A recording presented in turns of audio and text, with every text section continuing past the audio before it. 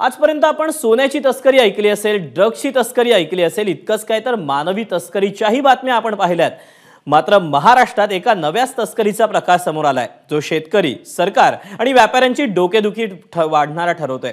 ही तस्करी आहे शेतकऱ्यांनी कर्ज काढून उसणवाऱ्या करून आणि घामानं पिकवलेल्या लाल सोन्याची। पाहूयात नेमकं काय घडलंय या रिपोर्टमधून।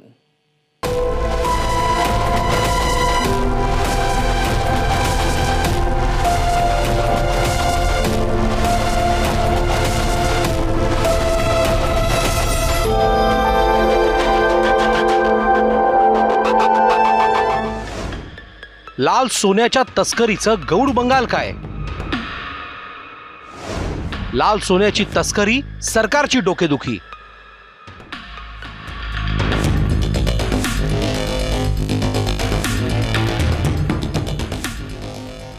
कांद्याच्या दरावर नियंत्रण राहावं म्हणून केंद्र सरकारने निर्यात बंदी लागू केली। निर्यात बंदीमुळे कांद्याचे भाव कोसळले। जिथे क्विंटलला 4,500 रुपयांचा भाव होता, तिथे आता 1,500 रुपये जेमतेम मिळत आहेत। कांद्याचा उत्पादन खर्चही निघत नाहीये। त्यातच आता कांद्याची तस्करी सुरू असल्याचे व्हिडिओ समोर आलेत। डाळिंब, द्राक्ष यांच्या खोक्यात कांदा भरून लपवून निर्यात केला जातोय। कंटेनरमध्ये फळांच्या खोक्यांमागे कांद्याच्या गोण्या लपवून पाठवल्या जात आहेत।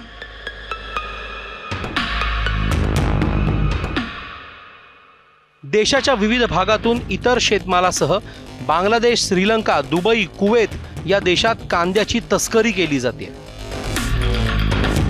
आज 800 ते 1200 रुपये कांद्याचे बाजारभाव आहे। अतिशय निच्चांक बाजारभाव असताना शेतकऱ्यांना पण याचा काही 1 रुपया पण बेनिफिट भेटत नाही, ना व्यापाऱ्याला भेटत आहे। मग सरकार कोणासाठी आहे? व्यापाऱ्यांना नाही, शेतकऱ्यांना नाही, मग हे सरकार स्मगलरांसाठी आहे का? असे व्यापाऱ्यांपुढे एक प्रश्नचिन्ह निर्माण झालंय। तरी व्यापाऱ्यांच्या वतीने सरकारला एकच माफक अपेक्षा आहे का सरकारने लवकरात लवकर निर्यात बंदी खुली करावी। कांद्याला बाजारपेठेत 900 ते 1100 रुपयांचा दर मिळतोय।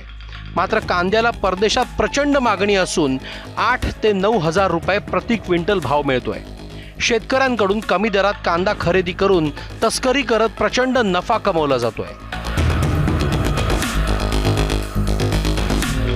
काही मध्यस्थी त्या ठिकाणी कांद्याचे तस्करी करून मोठ्या प्रमाणात पैसा कमवत आहे आणि जो कांद्याचा उत्पादक आहे त्याला या ठिकाणी काही मिळत नाही। ही अत्यंत दुर्दैवाची गोष्ट आहे आणि म्हणून केंद्र शासनाला आमची विनंती, जो काही कांदा बाहेर जायचा तो तस्करीच्या माध्यमातून बाहेर जातच आहे आणि म्हणून त्याचा फायदा शेतकऱ्यांना होत नाही। आणि शेतकऱ्यांना जर खऱ्या अर्थानं जर त्या कांदा विक्रीचा फायदा जर व्हायचा असेल तर निर्यात बंदीचा निर्णय हा तत्काळ मागे घ्यावा। भारतामध्ये कांदा 10 रुपयापेक्षा कमी किलोने विकतोय आणि जगाच्या बाजारपेठेमध्ये त्याचा भाव 100 रुपयाच्या वरती गेलेला आहे।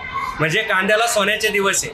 परंतु कांद्याचे एवढा चांगला भाव असताना केंद्र सरकारने जी निर्यात बंदी केली त्याचे परिणाम आज शेतकऱ्यांना भोगावे लागत आहेत। जे कांद्याचे तस्कर आहे, जे 7-8 रुपये किलोने घेतात आणि तिकडे 100 रुपयाने विकतात, त्यांच्यावर केंद्र सरकारने कारवाई केलीच पाहिजे। कांदा नियंत्रणात ठेवण्यासाठी सरकारने निर्यात बंदी लागू केली खरी, पण कांद्याची तस्करी सुरू झाली असेल तर सरकारचा उद्देश सफल होतोय का याचा विचार व्हावा।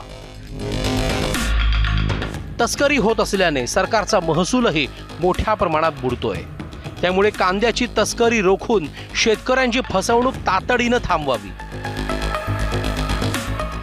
मुकुल कुलकर्णी, एबीपी माझा, नाशिक। एबीपी माझा, उघडा डोळे बघा नीट।